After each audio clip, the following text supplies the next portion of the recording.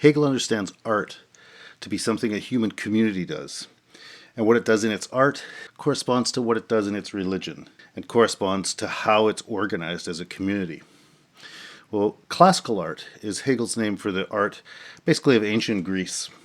And it's a revolution within art that corresponds to a revolution in religion and a revolution in politics. The symbolic art of the world before ancient Greek culture, which is the art Hegel studies primarily in ancient Egypt, in Persia, in India, in ancient Hebrew culture. That's the art that expresses a particular religious vision, which is to say a particular understanding of what the ultimate nature of reality is. That art, symbolic art, uses the world of nature to point beyond itself to the creative source of nature, what Hegel calls at one point the absolute one. The point of those works is that everything finite, in a way, testifies to its own insignificance in relationship to that ultimate source. And everything testifies to that equally. Or another way to say that is, it's really indifferent what thing you point to in the natural world. It's really not much of anything compared to that ultimate thing. Well, classical art, the art of ancient Greece, takes quite a different approach to artistic expression, to its view of what is ultimate.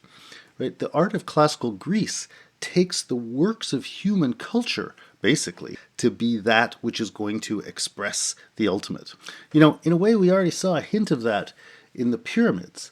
Right? The pyramid was a human construction that was a way of making this point about the mysterious absolute source of everything. But it was a human work that was able to do that. So even in the pyramid, you're already kind of seeing this idea that it's the artwork that really communicates what divinity is. And that's what the Greeks really take up kind of in full force. And the thing that's really striking about Greek art is that the gods are portrayed in human form. So unlike those half-man, half-animal gods of Egypt, or the fantastical, many-armed animals and so on of ancient India, the Greeks portray the gods through ideal human bodies. The gods are portrayed as individuals like Zeus and Hera and Hephaestus. Sometimes people say, oh, those Greeks, they're so anthropomorphic. They've really misunderstood the nature of divinity. But Hegel's point is the exact opposite. Hegel's point is that in the Greeks, a fundamentally different conception of divinity is what is being offered. If the ultimate is really that abstract one with respect to which everything is indifferently trivial, then in a way, God, so to speak, has made this creation that doesn't really matter. It's just external to him. But Hegel says, your conception of that source is actually of something much more powerful if that sort of creation is actually the expression of that source. Power is understood more powerfully when it is essentially freedom rather than just force. Freedom is something that realizes itself through its actions and through its practices. And so the Greeks really see human freedom and the works of human freedom as that which really puts on display the ultimate power. And the point isn't to say that human freedom is the ultimate power, but rather both that human freedom is a better model for what power is, and also that in human freedom, that infinite creative activity is actually being carried out, right? In other words, that humans, through their freedom, in a way, do God's work, so to speak. So the Greek anthropomorphism is actually more the recognition or the celebration of the human as the place where divine work is actually being accomplished. So this corresponds importantly to a huge transformation in the way humanity understands itself and precisely in the way human communities organize themselves. The human cultures that produce those great symbolic works of art are really theocratic despotisms, right? They're societies in which basically everybody's a slave, ruled and owned by the one ruler who's deemed to be a god king. That indifference of everything in nature with respect to the ultimate creative source is kind of like the insignificance of any person in relationship to the power of the pharaoh or, whatever the god king is. Their humans are not really construed as important. They're really just slaves. And, the god king is only sort of human. Is really recognized as a god. So the thing that really changes in Greek culture is that human communities construe themselves as inherently important. And communities are understood not to be slavish subjects subordinate to the rule of a god king, some individual who's able, magically to transmit the laws of the gods to the people, but rather communities of citizens who make decisions for themselves about how communities should be run. Right? So the Greek world is especially the site for the historical emergence of politics, or more broadly what we might call democracy, which just means in general the idea that we are self-governing communities and we have the responsibility as a community for figuring out how we should live, right? Doing the good, doing God's work isn't just a matter of following some magical divine law, but it's a matter of using that amazing human power we have of rationality and insight, or whatever you want to call it, to figure out for ourselves what the good is. We have to do the work of, so to speak, interpreting the ultimate nature of things for ourselves.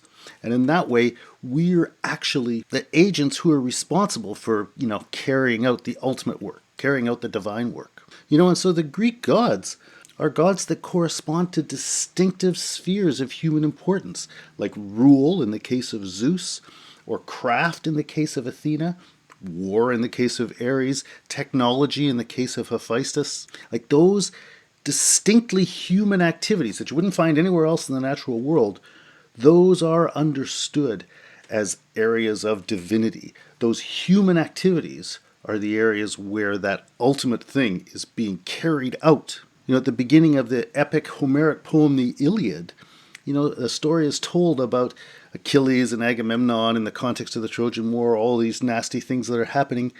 And, the poet says, and thus the plan of Zeus was accomplished. Right? Through those human affairs, actually, divine work is being carried out. Similarly, you see something like that in the story of Prometheus, who goes and steals fire from the gods and thereby inaugurates the world of technology. The point is, the human being has to do God's work, or rather, the human being doesn't stay on the side of being a subordinated subject, but the human being participates in that distinctly divine activity. But it's not the human being as a finite natural being that is the emblem of the divine. It's precisely the human being, as I said, using those amazing, virtually divine human powers, those gifts of rationality and insight, to essentially perfect the world, to take situations and make them beautiful, to take natural situations and make them cultured, that fills that role. So beauty and culture are the things that artistic expression draws on to communicate the ultimate. And indeed the human body, but the human body beautified, the human body with its imperfections and finitudes removed and put in ideal form. And so Greek art, or classical art as Hegel calls it, unlike the symbolic art, where there's a real disparity between form and content, and that's kind of its point, to say nothing about me could be good enough to see that thing. You have to recognize, which means you have to really go beyond and see the insufficiency of this and go to the ultimate thing. Unlike that, classical art presents works that are satisfying in their own right. They don't send you somewhere else. They say, look at this. It's not the sublimity of something that sends you beyond the limits that is the form of artistic expression. It's beauty. It is the thing that is perfected in its own right and that is satisfying in its own right that is the norm of artistic expression for classical art. And so the paradigmatic expression of divinity is not the circle of stones or the pyramid that points beyond. It's the statue of Zeus as an ideal human body. What shows divinity is not nature, it's culture. And it doesn't say, go somewhere else to see what's over there beyond. It's see the divinity that's present here in this.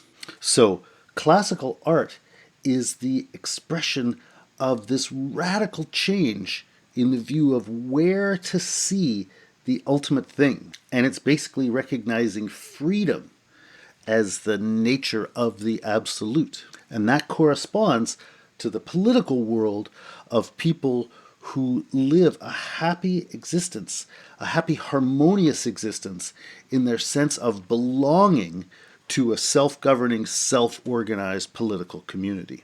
But even that happy story has to have an unhappy ending. And so next time we'll talk about Socrates and we'll move on to the discussion of romantic art.